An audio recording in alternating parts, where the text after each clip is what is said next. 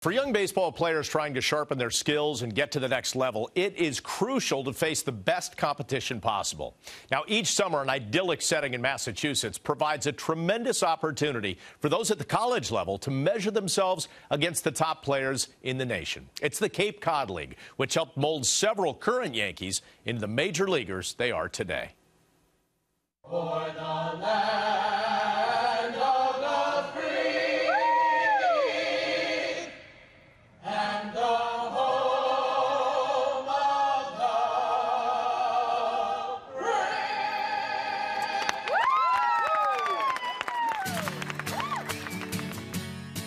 Each summer, communities on Cape Cod open their doors to more than 300 college baseball players. Just a great summer playing baseball. Probably some of the most fun I've ever had playing baseball. Great baseball. Very enjoyable time in my life. To play against the best players in the country, a kid from GW kind of getting a chance to play against the top players in the nation was awesome. I feel like all the top prospects go there, and you know, it's great baseball.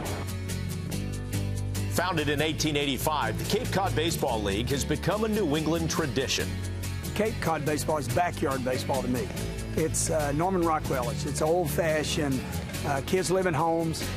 They show up at these beautiful little ballparks that are kind of recreational fields. The best amateur baseball league in the country. It's all college players. They come from around the USA, and it's highly competitive, and it really is the next step to getting toward professional baseball.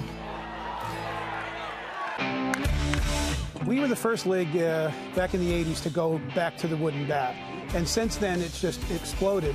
And then what has really aided it is that the scouts want to be here. And the scouts get an opportunity to see portions of 2 games a night, because we have several teams that start at 5 o'clock. The rest of the teams start at 7 o'clock.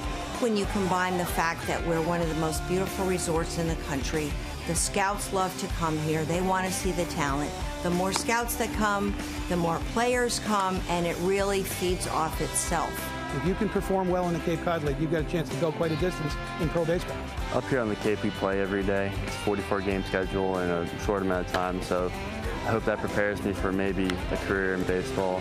We coined an expression where the stars of tomorrow shine tonight, and it really is. I mean, on any given year, we have approximately 250 players in Major League Baseball.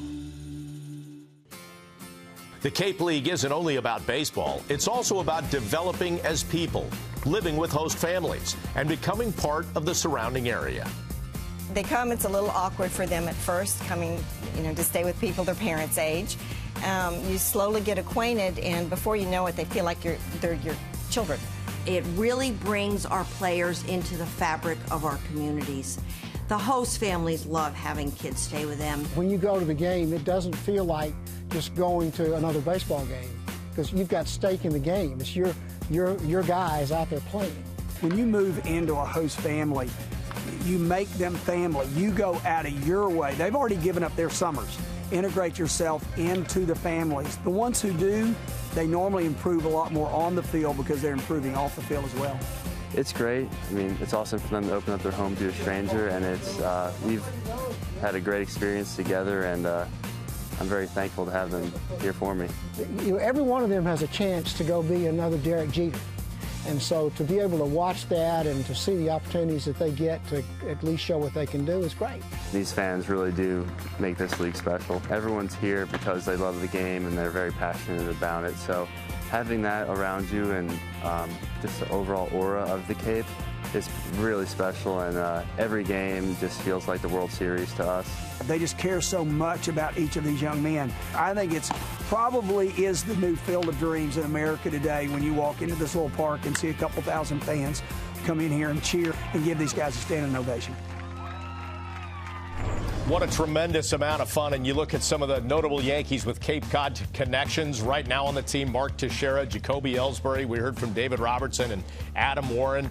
David Phelps, Chase Headley, Chris Capuano, and David Huff. And then, of course, the manager was there as well. We heard that. And, you know, when you think of college players who've gotten scholarships or on teams, suddenly, Jack, they're at this level, okay? Now you're going against the best of the best in college. Now you're at this level, and you're saying to yourself, I got to find out if I can do this, if this really is my future. Yeah, we heard John Flaherty talk about that, how he was at GW, and all of a sudden he's playing in the Cape against players from all over the country. And I thought the manager brought up a great point within that piece, Bob, the fact that they use wooden bats, and they've done that since 1985.